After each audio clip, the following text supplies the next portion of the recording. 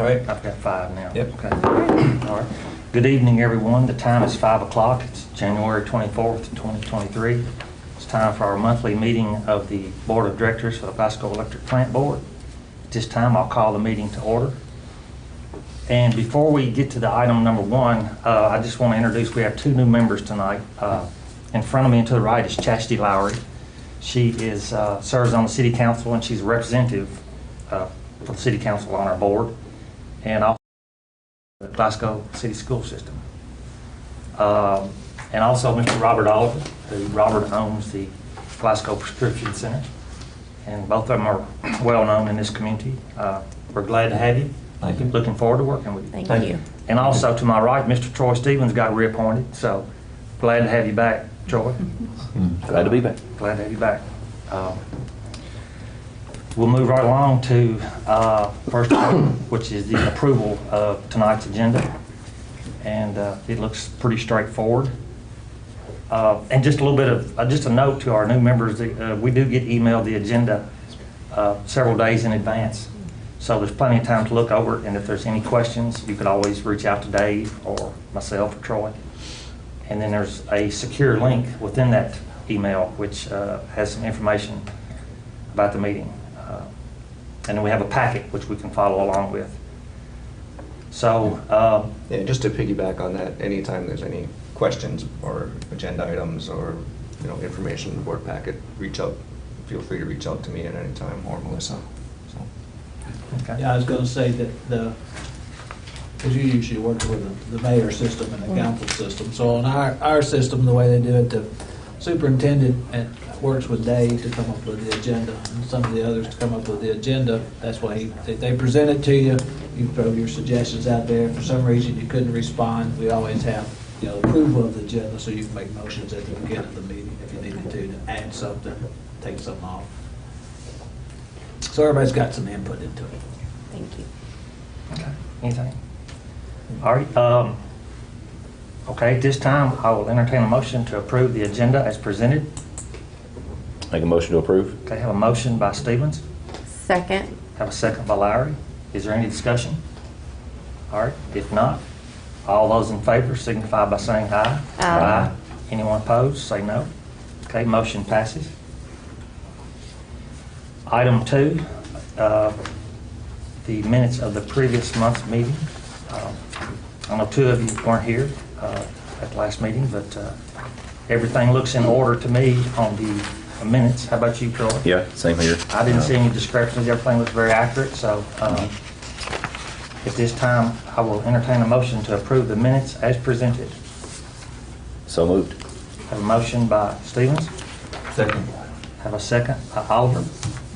Any discussion? All those in favor signify by saying aye. Aye. Anyone opposed, say no. All right. Thank you. Motion passes. Number 3, tonight we're going to consider the reappointment of 2 people to the programming committee. The names that are given to us are Jody Crane and Petey McLean. Dave, you want to say anything? Yeah, so they both have served on the programming committee for several terms. And what the programming committee is, it's set up so that anytime we're making changes to the cable lineup, we're also talking through the broadband project with that committee. It's a group of, I think there's 6 or 7 community members on the programming committee, and they're 3 to 4-year terms. Both Jody and Petey are very involved in the committee. They always have good feedback, and so we've asked them if they would consider being reappointed, and they both agreed. The other thing about this programming committee is it represents different areas of the community. Jody is a teacher, and Petey, I believe, is a retired clergy or from the religious community. So yeah, they've both been great members. So then they both agreed to be reappointed. Okay. Sounds good to me.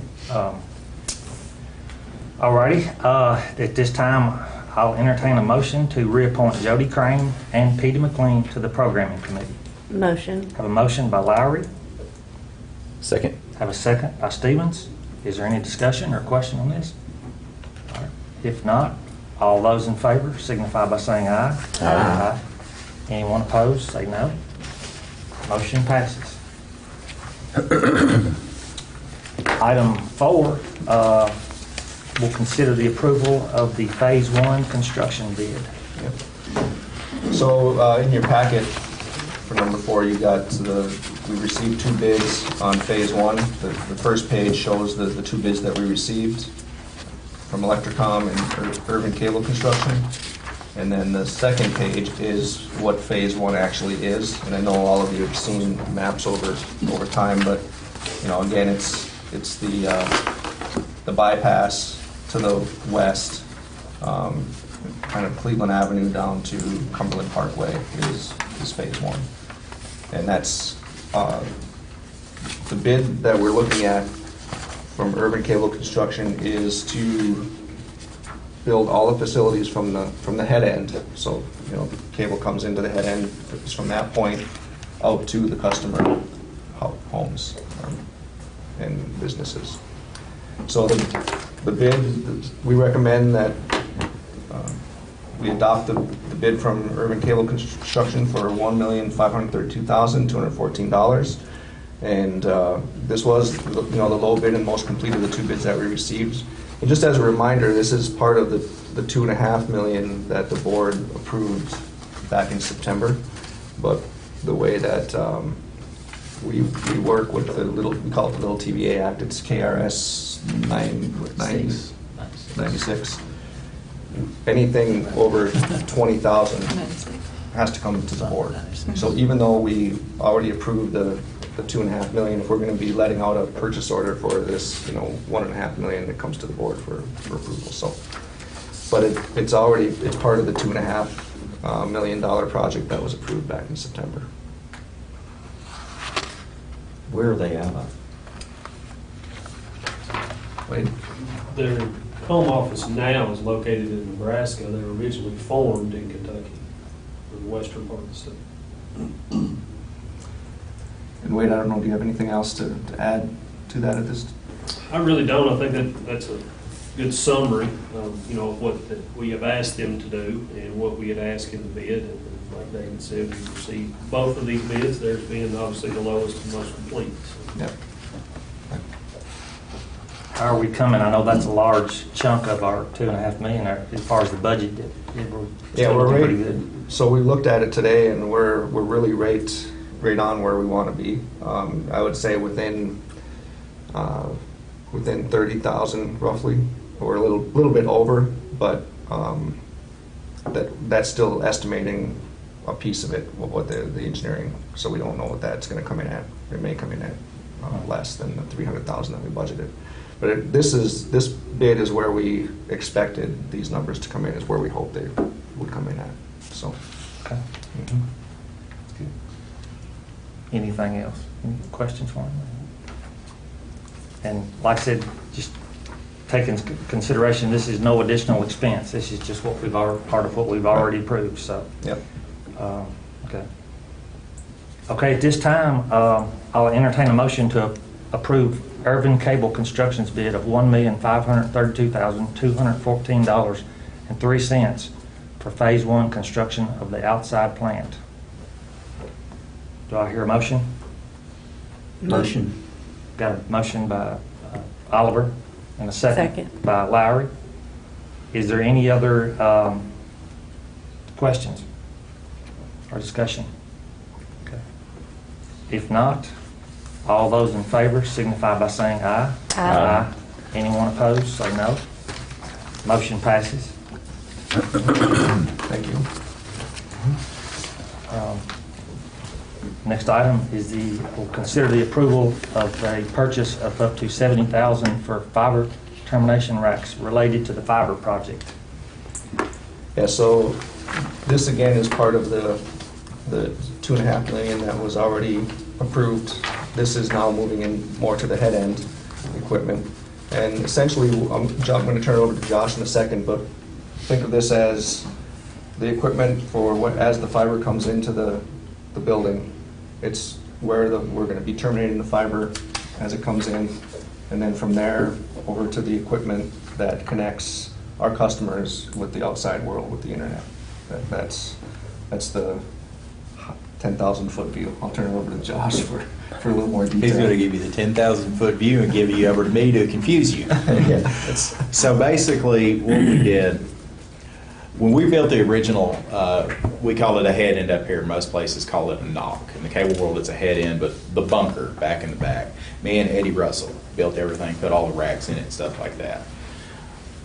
There are different standards when you're doing things like fiber and how to properly do fiber management, how to get ahead of this to the point where you're not wishing that you did something and shooting yourself in the foot further down the road. So what we did is we called in an engineering firm that specifically, this is what they do. They set up head ends, and those pictures in there are some of their work. So I called them up and said, guys, here's what I'm hoping to accomplish. We've got a multi-phase project where we're hoping to feed X amount of customers out of our knock. I want to go ahead and get enough stuff to properly do this, properly terminate all these fibers so that we're not having to go back and add equipment. And I want to get ahead of it, so this will do the entire project. They came back with a data sheet, and I can show you a bill of materials. It is like probably 5 to 6 pages of Excel spreadsheet that every single nut and bolt is accounted for. And I said, okay, well, what's the next step? We put it out for bid. We had three big telecom providers actually bid on this stuff: Graybar, Walker, and Power and Tel. One of my stipulations, and the reason I've never done an up to before on these, a not to exceed quote, one of the stipulations is I'm trying to get this stuff, we're kind of playing with moving parts. Some of this stuff's got an 8-week lead time. So we're trying to get it moving, and so I've asked, okay, give us a quote. 3 of them came back and said Graybar was the only one that would actually provide all the pieces, and they actually had the lowest quote of the 2 that would provide all the pieces.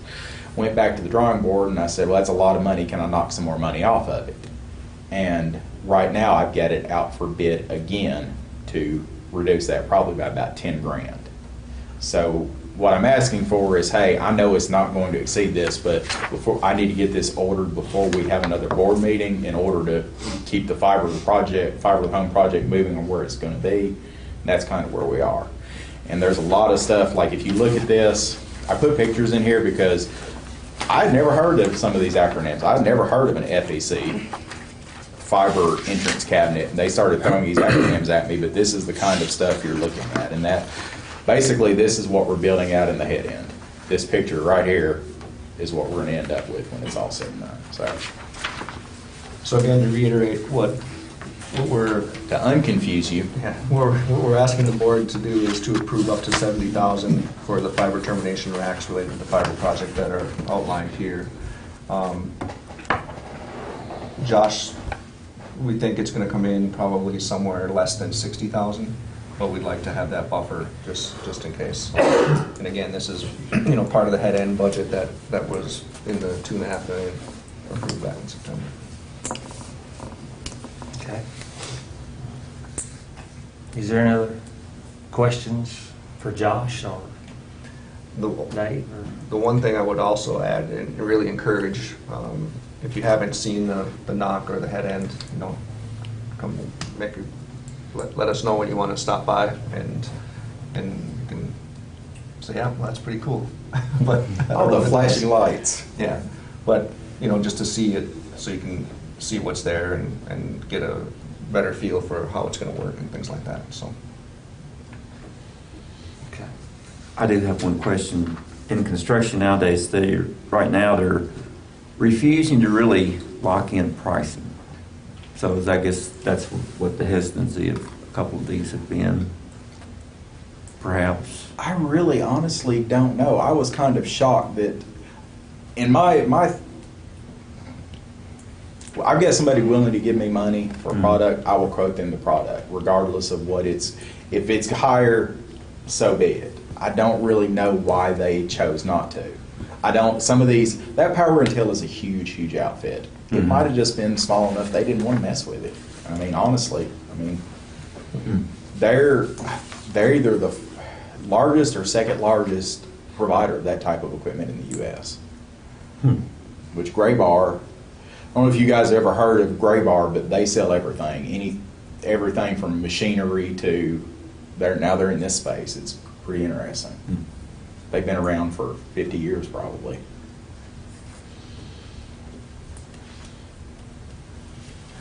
Any other questions for Josh? Okay, Josh, thanks for that info. Thanks for diffusing it. Yeah. Can't believe you didn't know what a FEC was. Yeah. Forward error correction in my world. Okay. Okay, at this time then, I'll entertain a motion to approve the purchase of up to $70,000 for a fiber termination rack and other equipment related to the fiber project. Make a motion. Have a motion by Stevens, A second. have a second by Lowry. Is there any other questions or discussion? Okay. If not, all those in favor signify by saying aye. Aye. Anyone opposed, say no. Motion passes. Thanks, everybody. Number 6, consider the approval of the dollar amount $58,879 plus the shipping and handling charges for the purchase of a 1,500 kVA transformer. Yeah, so this is a transformer for, let's see, for Bluegrass Ingredients expansion. And Border States had this transformer on order for another customer there, so Border States is a distributor. And we had some issues. The transformer world is a little bit like you were just referring to when you were asking Josh the question. It's a little bit like the Wild West right now. Prices have skyrocketed, and suppliers of transformers have basically said, we said we were going to sell you that transformer, but we can't now. It's just been, and that happened to us. I reached out to a contact from one of my past lives. In fact, it's a guy that I went to college with, and he's in sales of this type of equipment. And he found a transformer that was ordered for a customer in Wisconsin, and they said, we really don't need this one. And so it was available. So it's being rerouted to us. And it just so happens that it's the lowest bid. There's a sheet here of the bids that we got for this transformer. It's also the lowest bid, and it's going to be shipped.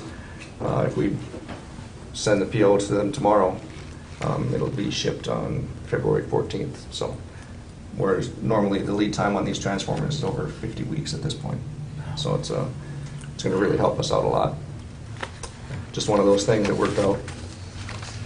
So, what I would recommend that the board consider approval of the $58,879 for this transformer. Is this replacing one, or is this a new one? So Bluegrass Ingredients is doing an expansion of their building. Yeah. This is to accommodate that expansion. Yeah. So taking one out and putting this one in? It's adding two, Okay. because so I see what you're asking.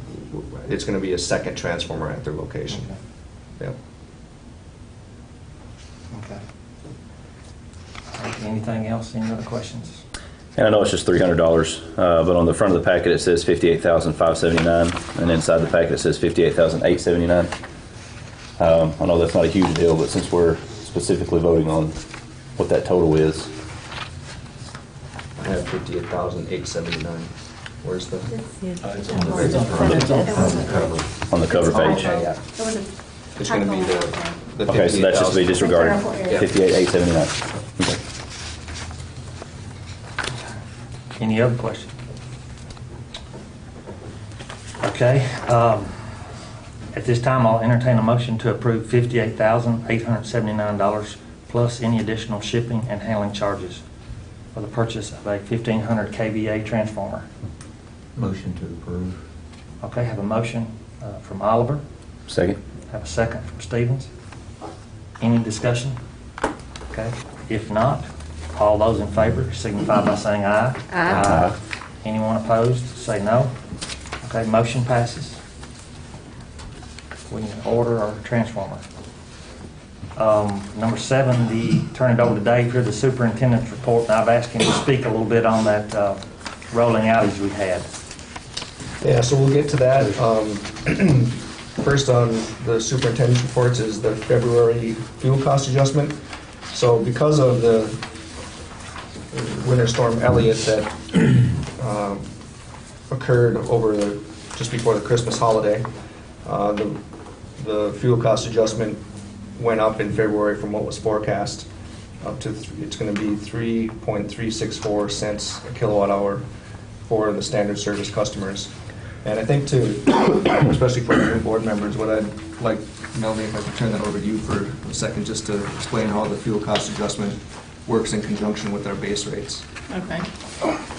Yeah, that changes each month, so TVA will change our wholesale fuel cost adjustment based on what you're seeing here, and that's basically just a pass-through to our customers. So if that rate changes by 0.5%, our retail rates change by 0.5%. So that's just a straight pass-through from wholesale to retail. And it's been trending down. It really was probably the highest back in April. It's been trending down since that time, and then this month with the situation we had in December, it jumped back up. So.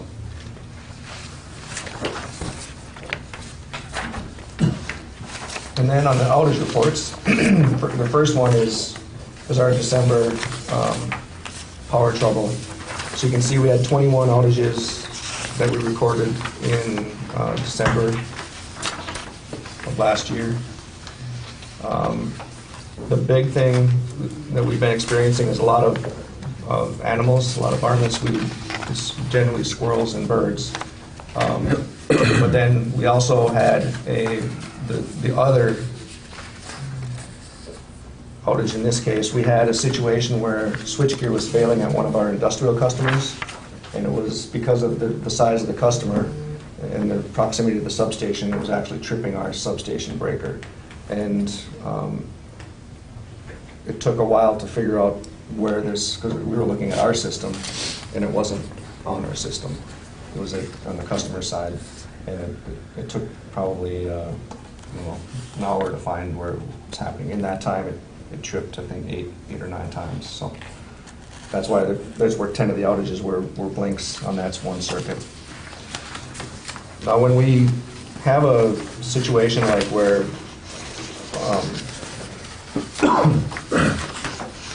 with customer transformers, we're putting in coated conductor and we're putting squirrel guards and everything to try to keep mitigating against animals. If an animal gets between bare conductor and even the cross arm, or touching the bare conductor and they're able to reach the top of a transformer, that's where the outages occur. And the animal only does that once, typically. So, but Wade, do you have anything to add to that as the process we go through when? No, that again, that's fair. We, anytime that we have an outage, we follow up on that outage, whether it be walking out of the line section or reporting back whatever the line crew reported to us, and any suggestions that we have or they have to put together a work order to perform the necessary maintenance to hopefully alleviate that from happening again. So any other questions on that?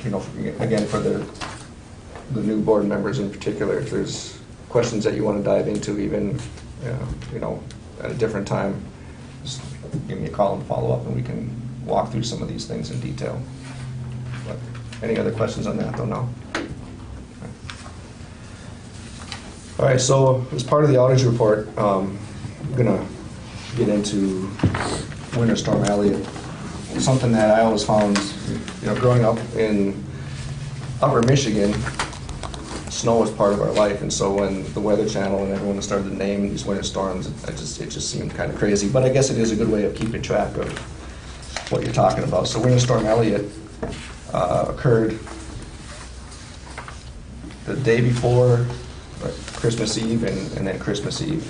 It was a Friday and a Saturday, and both of those days we were actually scheduled to be off, of course, Saturday, but for the holiday we were also closed on Friday, but it was a good chunk of our personnel was here in the office, along with a lot of power companies across the valley.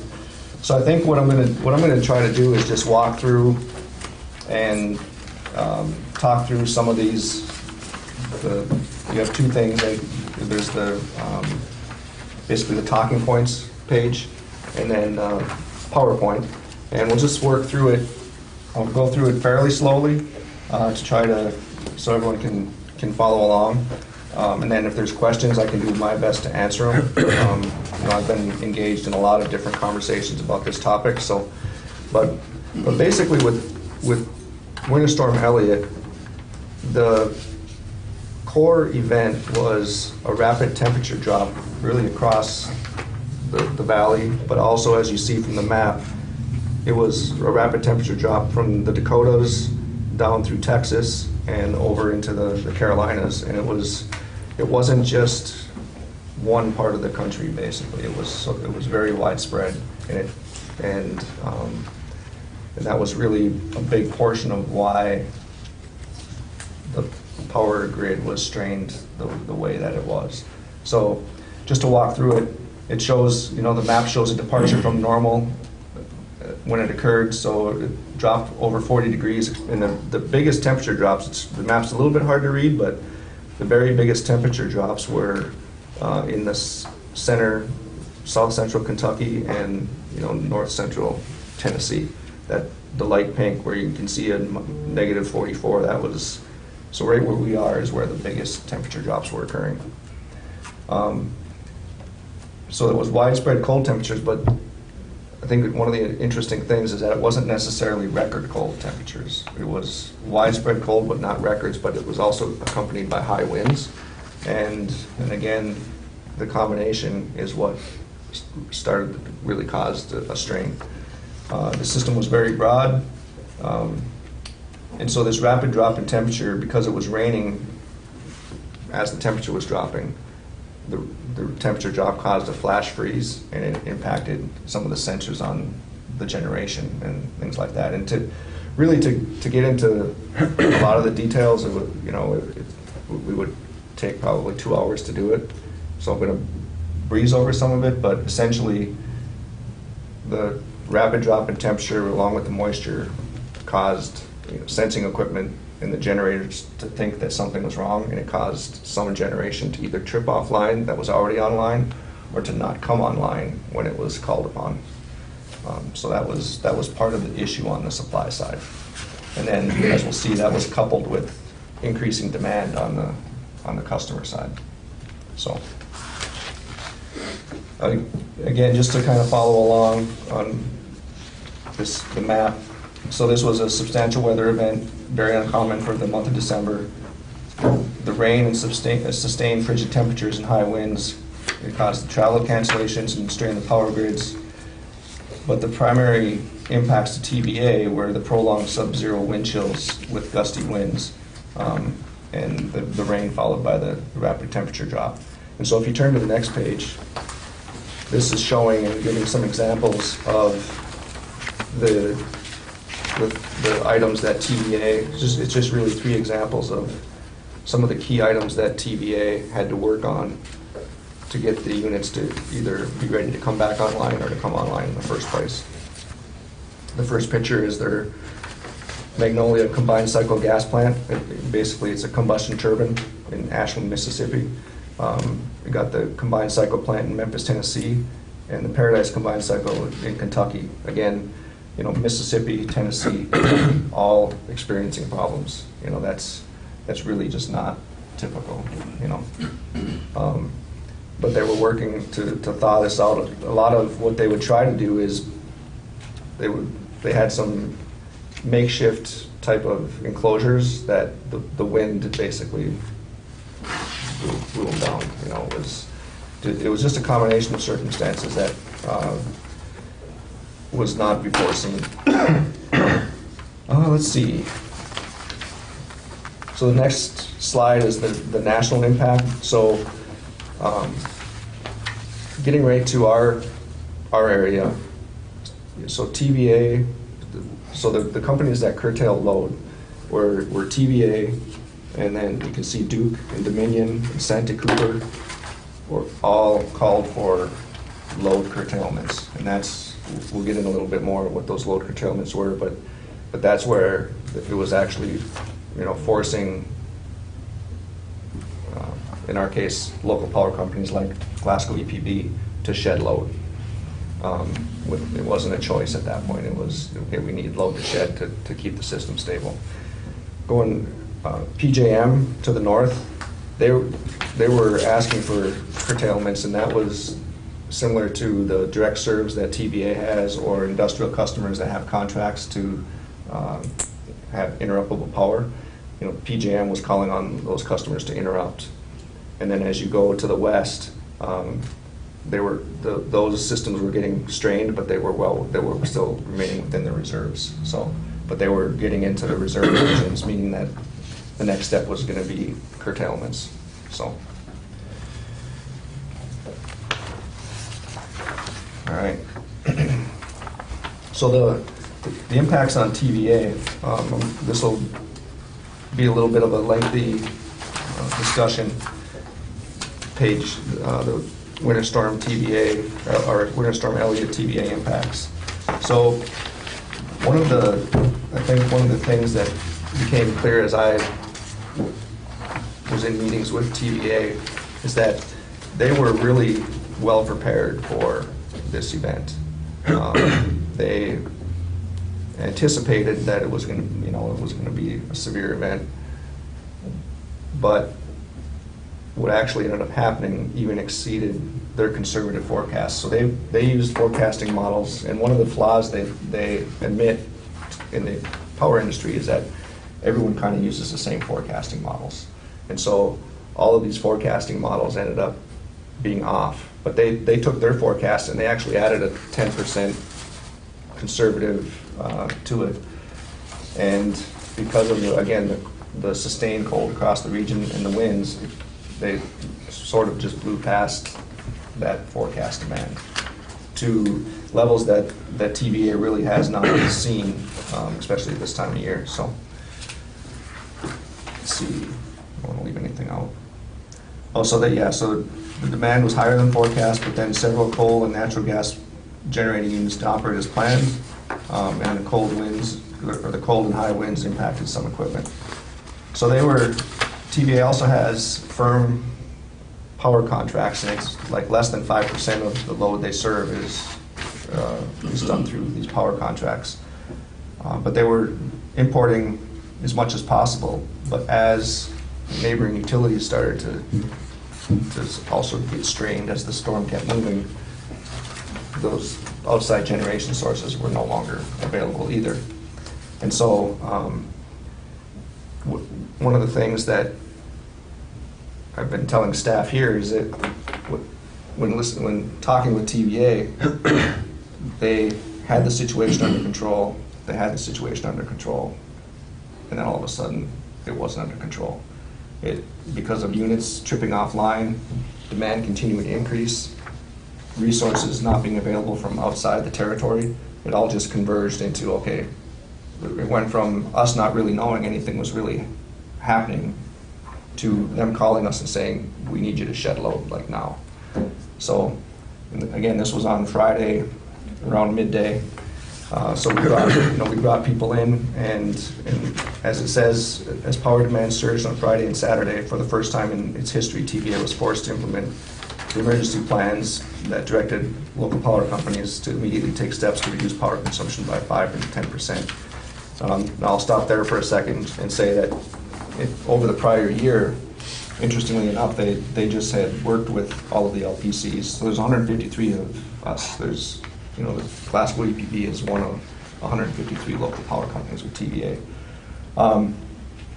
So they had just worked with all of us really to come up with this emergency action plan. So all of the plans were relatively updated, which was obviously a good thing. So them requesting us to reduce our power was necessary to ensure the overall stability of the power grid and avoid more severe consequences. So if they start to lose the grid, then it's just it starts to trip offline on its own, and that's just not at all where we want to go. Then you've lost control of the grid. And so this was necessary to again try to maintain and balance the load with the available generation resources. So this happened on Friday at 9:30 in the morning. It looked like it was going to happen again Friday evening, but it didn't. And then during the discussions on Friday, they were saying it looks like we may need to have you shed load again on Saturday morning at around, they're thinking 8 o'clock or so. Well, all of us got the text messages at like 4:22 that it was happening again. So, you know, we were planning on being here at 6:30, I think, and now it was again get here and get started on the reaction. So we were all here at 5 in the morning on Saturday to go through it all over again. And that was pretty lengthy. Saturday morning was a 6-hour slog of, and we'll get through the steps that we took, but of turning off one circuit, waiting 15 minutes, turning it back on, going to the next. It was pretty intense. So let's see. So we took, like it's saying, it asked us, what we really try to do is to not impact critical infrastructure. So we're trying to keep the hospital online without losing power. We're trying to keep nursing homes online without them losing power. Anything that has possible shelter, those sorts of things, police station, fire station. So we're picking the circuits based on some of that. And that's why they do it this way, is it allows us to really say, okay, this is where we can shed without trying to have as low of impact on the city as we can. If you please continue. Yeah, okay. So let's see. A couple things that are just worth pointing out is that TVA set multiple power demand records during this event. The highest winter peak power demand was on Friday, and that was 33,000 megawatt hours, or megawatts, I should say. And that's the third highest peak ever in TVA history at any time. And then the highest weekend peak in TVA history was that Saturday, which was basically 32,000 megawatts. So that's this was peaks at a time where they just weren't expected. Just not expected to hit those type of numbers in this time. Let's see. So in the customer response to the reduction needs, so the last page, page 7, is where it says customers responded to demand reduction needs. So TVA has direct serve and interruptible contracts with customers that they can say, okay, we need you to basically back down. And a lot of it's industrial, and they get a pretty sizable break on their electric bill for being able to back down requested.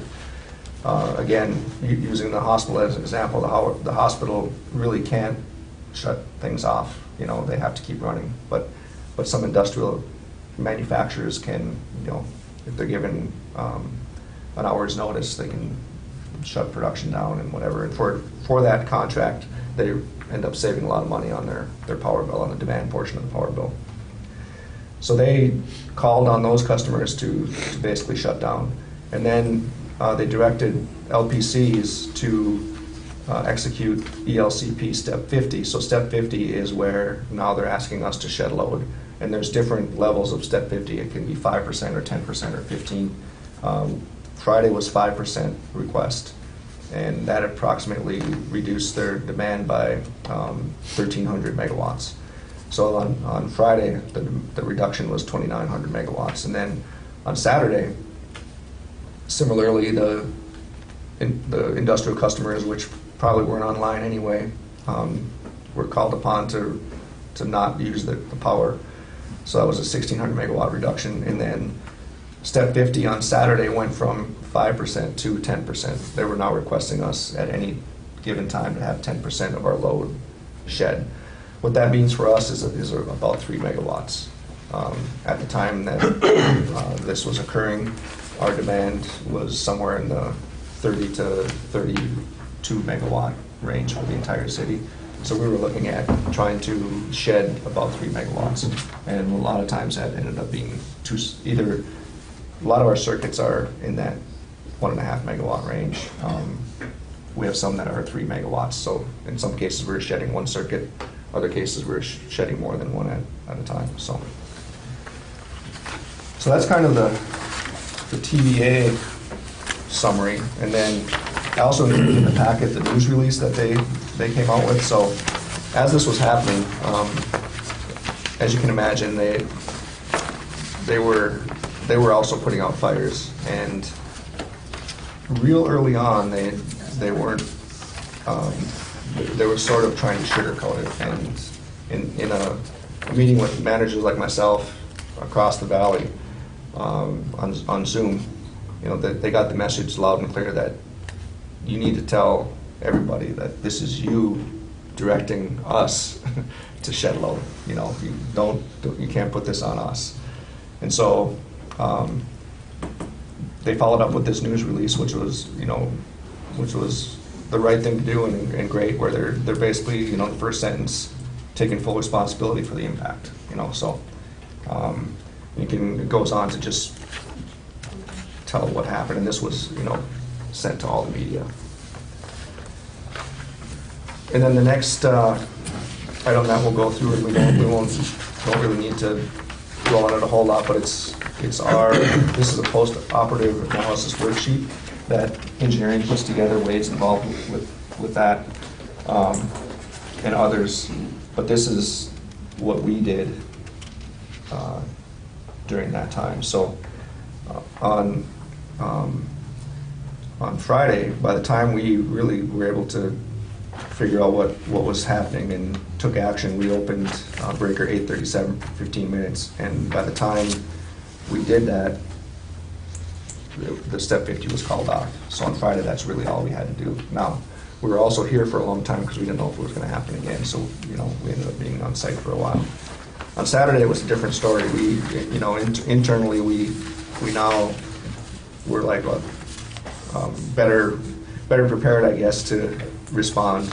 And so, starting at 5:30, we opened breaker 234 for 15 minutes. And I won't read every one of them, but you can see what we did on Saturday. So right down the line, we were, closing breaker 234 and then opening the next one, which is 214, and so on. Then we got to one of our breakers in the substation that didn't operate properly. So that created because of the cold. So we had equipment issues because of the cold. So we had a scenario where some customers were out, in that case, for 22 minutes. And that was because we had to reroute load to a completely different substation and distribution circuit. So that took longer than the 15 minutes. But that was really the only negative thing that happened with us. And it led to us doing some upgrades at the substation, and we think that the issue is fixed. But it really, again, was the weather was so cold that that equipment just didn't operate like it was supposed to. So, but like we said afterwards, we can't just say, well, the equipment's going to operate when it's 60 degrees out and sunny. It has to operate correctly in extreme hot and extreme cold. So we'll continue to work at those things as well. So with all that, any questions I can try to answer, or any thoughts? How many customers are operated from a breaker? So when you say you opened it for 15 minutes, Yeah, so I mean that's going to really vary depending from. on who the customers Okay. are. Like if we're trying to shed, if we're again using 30 megawatts as what our load is, and so if we're shedding 5%, that's 1.5 megawatts. Well, we have some customers that are over 1.5 megawatts, right? But if it's a circuit with mainly residential customers on, it's probably affecting somewhere in the neighborhood of 800 homes, something like that. Some would, yes. Yeah. Absolutely. I would say, again, Well, I mean, just like when we're shedding 5%, you can say it's somewhat impacting 5% of the customers, even though it's not. We have 7,600 meters, you know, I don't know that at any given time we had 5% of those meters really off or not, so. I think a good average there, if you're, you know, looking for a number, just looking at the outage reports that were involved in that, you're probably looking, you know, 350 to 400 range would be in the good average every 15 minutes. Okay. One thing I missed as I was going through the packet, and that's probably the most important, so let's go back to it. On the last page of the PowerPoint packet is the after-action review. And, you know, I think this is what some of the questions that you were being asked, Len. You know, so TVA in that box at the bottom, you know, they're not waiting to take action on its assets. As this was happening and immediately after, they identified over 200 near-term actions that they plan to have completed by January 30th. Now, some of those obviously are going to be small things that are relatively simple, and some of them are going to be bigger things, but just some examples are, you know, the communication with the LPCs. That's a lot of the early confusion was that they waited too long to come to us. We had no idea of the issues they were experiencing of matching the generation resources with the increasing demand. And the reason they didn't tell us is that they thought they had it under control. And in many cases they would have, you know, they lost it. And that's when, you know, they reached out, of course, and we responded as best we could, as did the rest of the 153. But so they've got multiple teams looking at this to come up with a plan to not have this happen again, because this is not the way that this is the first time it happened in their history. You know, they stake their reputation on being the stable, you know, low-cost energy provider in the country. Not the lowest cost necessarily, but they're definitely the stable, you know, low-cost energy provider in the country. And to have this happen is, you know, extremely upsetting to the team at TVA. And so, you know, I'm hoping that they come up with some major initiatives to stabilize the generation. But, you know, the reality is we can't continue to take coal plants offline and expect to just, and add on the other side with, you know, electric vehicles and the electrification of a lot of other things. So have increase in the valleys growing. You know, we're seeing a lot of growth between here and down through Alabama. So the growth, the fact that there's this push to take coal plants offline in particular, and even gas plants, you know, that has to like put the brakes on a bit because otherwise we're going to have more of these issues, you know. So, but I'm pretty confident that TVA is going to step up and make some real positive changes, and this may be in the long run something that helps stem the tide of a larger disaster in the future, you know. So one of the 15-minute thing was chosen so that customers that are off for 15 minutes, it doesn't give the houses a big chance to cool down. You know, a lot of things can roll through 15 minutes, and so it's trying to minimize that impact on customers as well. I think other utilities, not in the valley, but outside the valley, we're using 30-minute windows, and in 30 minutes, you know, there's a lot that starts to cool off, and then you have the problem inrush current as you turn it back on. Everything that's been off is trying to now draw power and get back running. 15 minutes seemed to work really well, actually, from that standpoint. So, okay, now I think I'm done. Any questions? Has TVA spoken to any kind of reimbursements for that fault or anything on, you know, man hours, expense, failures that was caused by us switching those switches, all of that stuff? Have they spoken any to that? No, they haven't. And frankly, I don't know that anyone's really asked for it either. Okay. So, but I think that's worth, you know, posing. I think the reality is that this was a very expensive event for them as well, you know, because Yeah. of the generation that, and the impact on them. But no, that's a question that I'll ask. I've not heard anything discussed really on that, Okay. along those lines.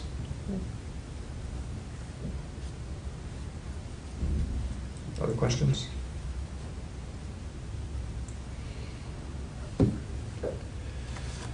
Okay.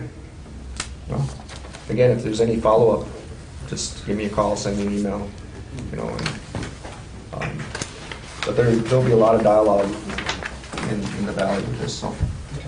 Thanks, Wade. Yes, sir. Thank you.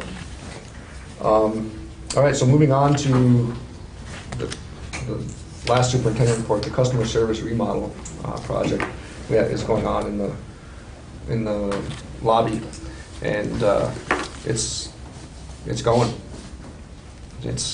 We're in the middle of construction, and it's been going really well. Actually, it's gone fairly quickly. I'm impressed with how much they got done this week. They just started on Monday, correct?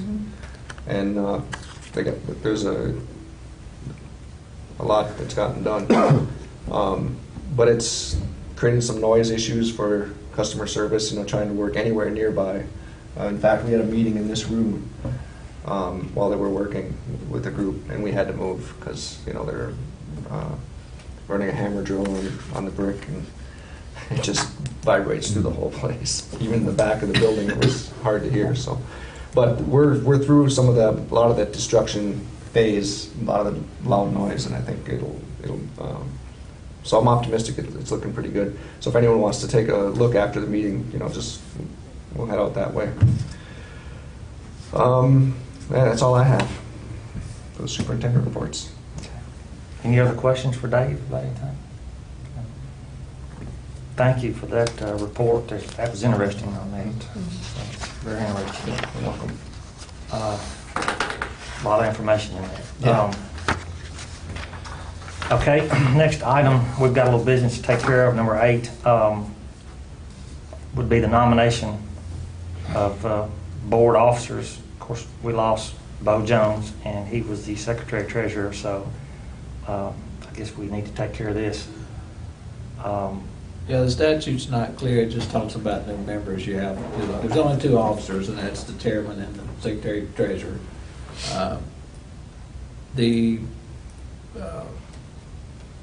The board's run by quorum.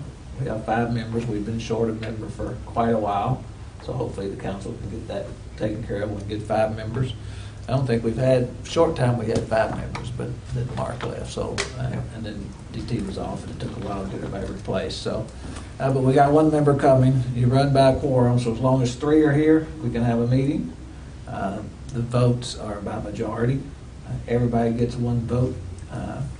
If it's 4 of you guys here and 2 and 2, it doesn't pass, even though Glenn's the chairman, his vote's just 1 vote like everybody else's. So as far as the chairman's concerned, I think really the only difference for the chairman, obviously he tries to help get the agenda together and then runs the meetings. He can call a special meeting if he wants, where if one of you want a special meeting, it's going to take 2 of you to call. Other than that, I don't think there's much difference in the way of what the chairman does.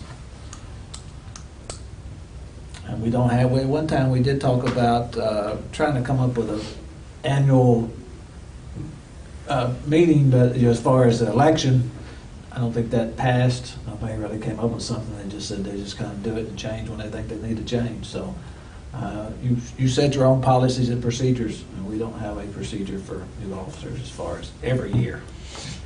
You know, I think in the past, before my time, people probably were chairmen for a long time. And I don't know if they ever even talked about re-electing them. They just might have got elected and stayed elected until they decided to do something different.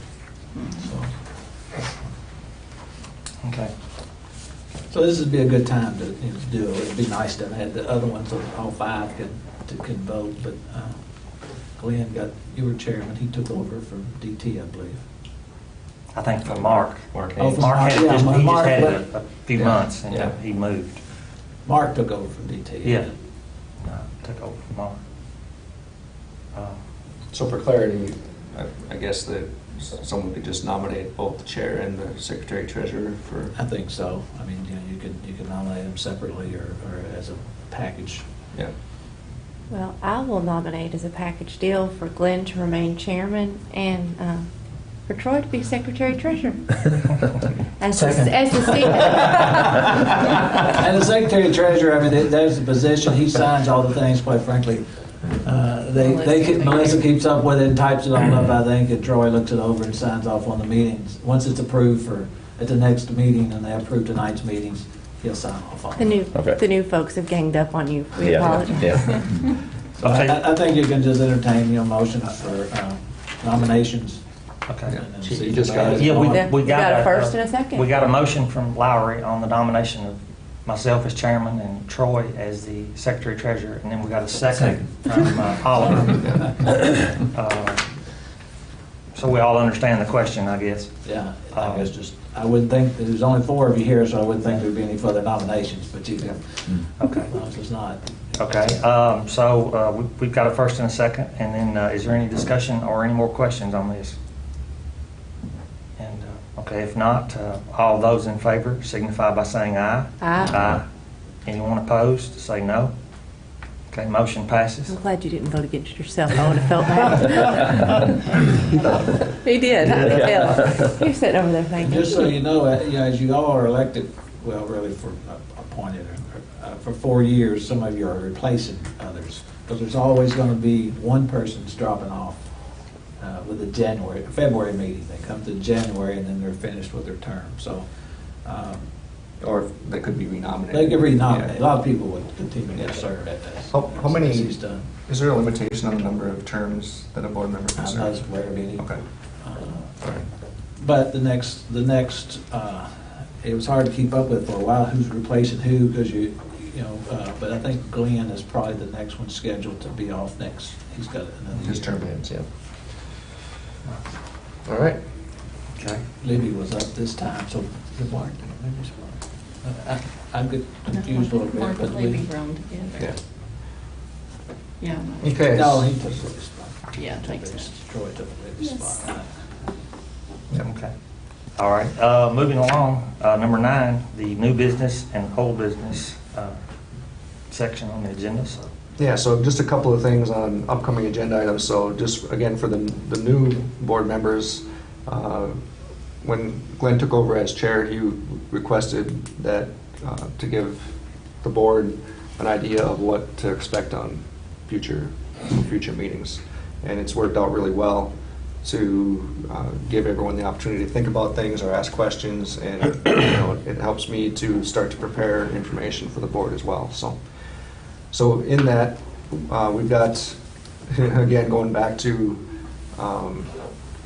probably November or December of '21, we did a bond issue for the EPB, and it included some large projects. One was some just transmission pole replacements and some distribution circuit rebuilds. So that was over a year ago, but either in the next month or the month after, we'll be having presenting the materials for that transmission project. Basically, it's taken a while to get the engineering done and get it all together. And now we have the bids are out. We'll have that stuff come, ready and gathered, and it'll be presented to the board for approval. Another item that is, again, with electric vehicles, at some point, TVA has put out a commercial EVC rate option, and it has to do with helping commercial customers, like the dealerships in particular, that are more or less being pushed to install electric vehicle chargers. It's a way of helping mitigate some of the impacts of demand charges and things like that on those commercial accounts. Just a different way of looking at really the same thing. It's for the smaller commercial customers. So that'll be something that we'll be talking about. And then kind of tied to that, The EVC is review and modify our rules and regulations, and that has to do with our construction extension rules. Just making some changes and clarifying some things, particularly so that we're treating all customers, equally and fairly. We want to make some changes to those. So those are things that will be brought to the board and talked through for your approval. I think that's probably about it. Okay. Is there any other questions for Dave regarding that? Okay, last item, I'll entertain a motion to adjourn the meeting. Make a motion to adjourn? We have a motion Second. by Stephen and second by Oliver. All those in favor signify by saying aye. Aye. Anyone opposed, say no. Motion passes. So Meeting is adjourned. that was a lot for your first meeting. That has